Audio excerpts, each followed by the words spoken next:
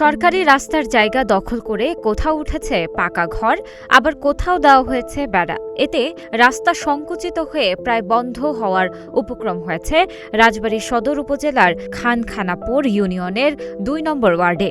সবচেয়ে বেশি দুর্ভোগে পড়েছেন আশ্রয়ণ প্রকল্পের বাসিন্দারা। তাদের অভিযোগ, দীর্ঘদিন ধরে চলাচলের এই পথটি দখলমুক্ত করে একটি স্থায়ী রাস্তা নির্মাণের দাবি জানালেও মিলছে না সমাধান। এই পথটি আশ্রয়ণ প্রকল্পের বাসিন্দাদের চলাচলের অন্যতম ভরসা, কিন্তু সরকারি হালটের জায়গা দখল করে আজিজ পাকা ঘর নির্মাণ আর পাশের জমিতে স্থানীয় বাসিন্দা জামাল বাঁশের বেড়া দেওয়ায় দিন দিন সংকুচিত হয়ে আসছে চলাচলের পথ। বেশিকার কাছে আমি ৪ শতক জায়গা কিনে নিছি, একেবারে দলিল করে এবং দাগায়া সেই জায়গাটা যদি আমার দিয়ে দেয় তাহলে আমার ঘরের প্রতি কোনো আঘাত আসে না। আমার টিওনো সাহেব এসে নিজে দেখছে যে আমার গাড়ি যদি যায় তাহলে আপনার ঘর আমরা গড়তে আসি, ঘর ভাঙতে আসিনি। এই কথা বলে গেছে আগের টিওনো সাহেবের আমলে এই ঘরটা হয়েছে। এই কথা বলছে, আমি বাঁশ কাটে গাছ কাটে যতটুক বাঁচত কাটে পথ ক্লিয়ার করে দিয়েছি, গাড়ি এসে ইট সিমেন্ট নিয়ে ঘর করে গেছে।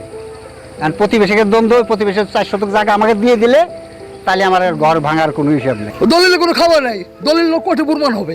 দলিল নিয়ে আরো আপনার দেখাবি, অমুক করতে হবে, তমুক করতে হবে, ওদের দেখালে হবে না, কোর্টে প্রমাণ হবে। এটা মামলা হয় নাই। স্থানীয়দের অভিযোগ, আগে যে পথে সহজেই মানুষ চলাচল করতে পারতেন, বর্তমানে সেখানে স্বাভাবিকভাবে হাঁটা বা কোনো যানবাহন নিয়ে চলাচল করাও কঠিন হয়ে পড়েছে। শুধু সাধারণ মানুষের চলাচল নয়, এই পথ ব্যবহার করেন স্কুল কলেজের শিক্ষার্থী সহ আশেপাশের কয়েকটি পরিবারের মানুষ।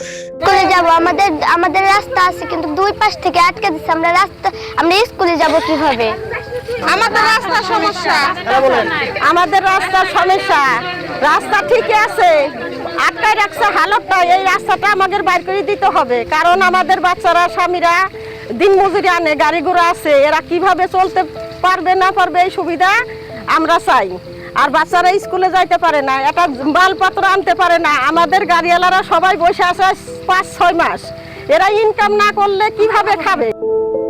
স্থানীয় জনপ্রতিনিধিরাও বলছেন, জমির সীমানা নিয়ে জটিলতার কারণে স্থায়ীভাবে রাস্তা নির্মাণ করা যাচ্ছে না। তবে ভুক্তভোগীদের দাবি, জমির সীমানা নির্ধারণ এবং সরকারি জায়গা দখলমুক্ত করার দায়িত্ব প্রশাসনের। তাই দ্রুত সরেজমিনে তদন্ত করে প্রয়োজনীয় ব্যবস্থা নেওয়ার আহ্বান জানিয়েছেন তারা। বারবার বলতেছে আব্দুল আজিজ রে, এবং এই যে আমার এই জমি যে মাপ দিছি, এই যে মাপের নকশাটাও আছে, এই যে মাইপে আমরা একদম আমাদের কপি হাতে রাখছি। এলাকার গণ্যমান্য লোকজন সহ সেখানে উপস্থিত ছিল, কিন্তু সে এখনও এদের কর্ণপাত করতেছে না। সেজন্য আমি চাই যে ঊর্ধ্বতন প্রশাসন বিষয়টা আমাদের সহযোগিতা করলে আমরা আরও জিনিসটা ইউনিয়ন পরিষদের পক্ষ থেকে আমরা সহজভাবে মানুষের পথটা উন্মুক্ত করে দিতে পারব।